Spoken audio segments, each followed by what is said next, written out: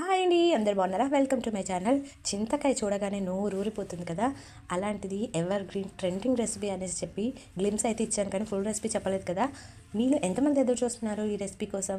Simple recipe అండి. చింతకాయ season అప్పుడు తప్పకుండా ట్రై చేయండి. ఓనగాయతో కూడా చేసుకోవచ్చు. అంటే స్టార్టింగ్ గింజ కూడా తయారు కాకముందు పచ్చి చింతకాయని ఓనగాయ అంటారు.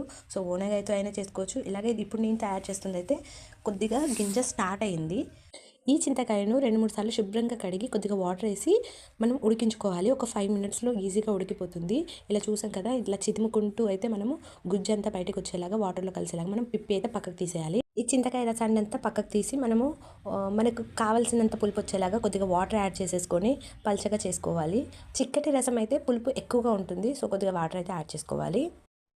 తర్వాత ఒక ప్యాన్లో కొద్దిగా ఆయిల్ వేసుకొని పచ్చిమిర్చి అలాగే ఒక అరకప్పు పల్లీలు మనం దూరగా వేయించుకోవాలి.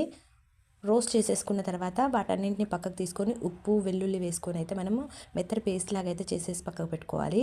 ఇప్పుడు తాలింపు వేసుకొని ముందుగా గ్రైండ్ చేసి పెట్టుకున్న పల్లీలు పచ్చిమిర్చి పేస్ట్ని కూడా ఇందులో వేసుకోవాలి.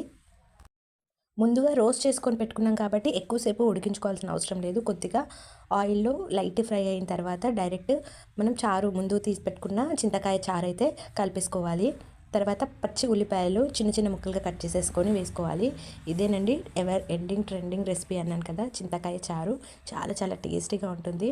ఒక్కసారి ట్రై చేయండి. పల్లీలతో అయితే ఇంకా డిఫరెంట్ టేస్ట్ అయితే యాడ్ ఆన్ అవుతుంది. ఒకసారి ట్రై చేసి చూడండి and subscribe my channel. Thank you for watching.